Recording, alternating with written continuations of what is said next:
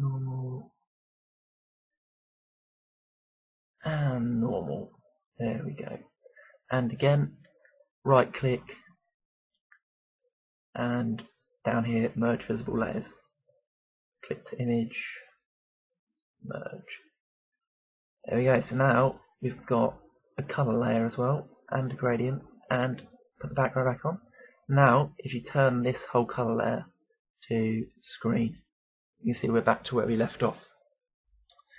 Now what I want to do is I want to create a duplicate of this gradient layer. You do this by pressing this little button here, and we're going to apply some blur to this. So if we go up to filters and then onto blur, then Gaussian blur, that's how you say it. Might not be, sorry if it's not. I'm choosing about 11 pixels. This will depend on how big you've made it to begin with. Let's just apply that like so. It's working, and there you go. You can see there's a bit of blur. I'm just going to zoom in now. Well, not really zooming. There we go. See, it's just outlined around the edge nicely. It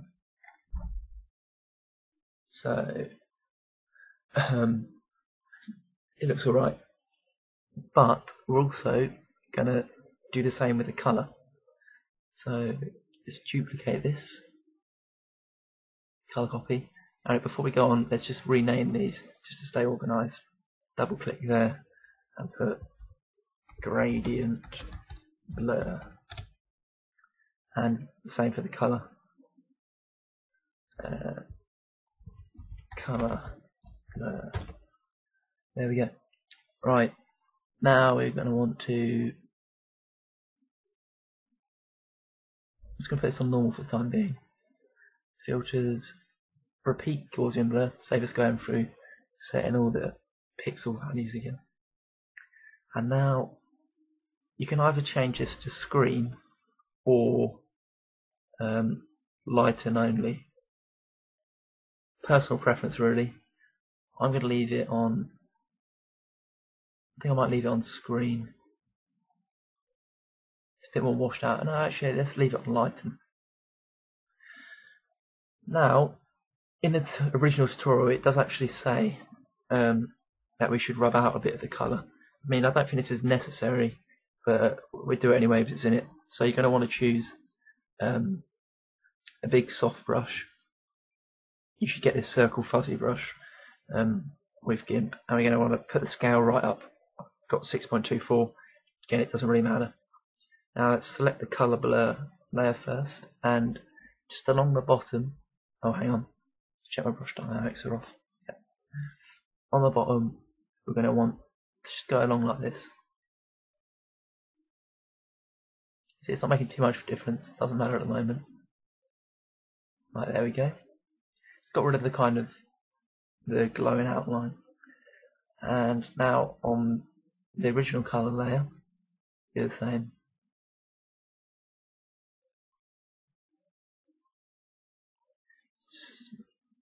Enhances the gradient a bit, I suppose. It's not really necessary, but we'll do it anyway. It's just another technique. Okay, there you go. Okay, what we're going to do now is, to make this reflection, I'm going to use the select tool, and we're going to select all of our text, making sure we don't cut off any of the glow.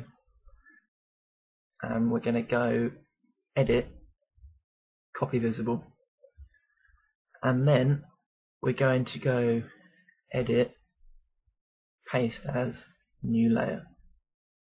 See, that comes up there. Right, sorry about that.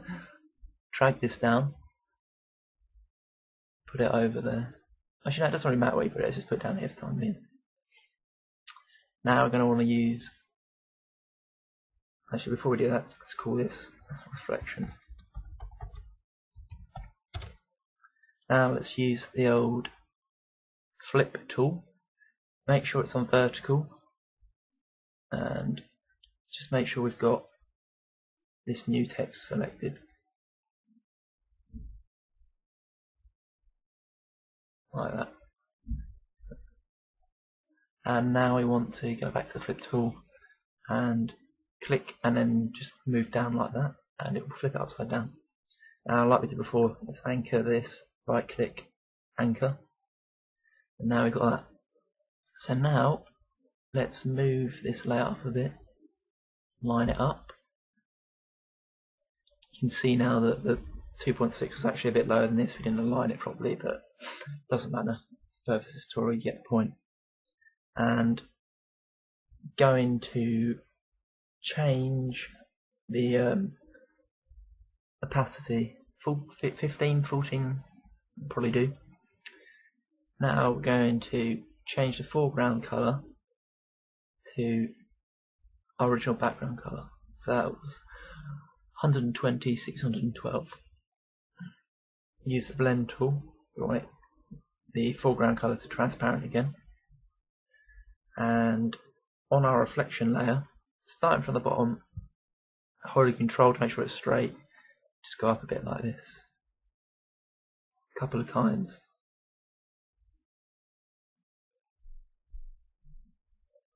There you go, so now it fades away nicely like a real reflection would. So you're happy? That looks good to me. Almost done now. Last step, we want to create a new layer just above the background and call it glow. Now, changing the foreground colour to white, we're going to use the blend tool again, and we're going to change the shape to radial. Now, from about the centre of the text, hold control, it doesn't really matter this time, but pull down there. We want quite a big one, quite a big circle, like that. Now we're going to change the layer mode to screen, to lighting, no, overlay even, sorry. You can see now we've got a bit of a purple light spotlight. Duplicate this once or twice just to enhance it a bit. There we go, that'll do. It's going to take the opacity down. There we go. And that is it. You've now got a cool glowing text effect. So there you have it. There'll be plenty more tutorials like this coming soon. If you've got any questions, please feel free to ask. And obviously subscribe if you want to keep up with all the tutorials I'm going to be doing. I've got a new website that will be coming out soon as well. So you'll be able to find all the tutorials I do there. I haven't finalised a domain name or anything yet, so that'll be in a later video.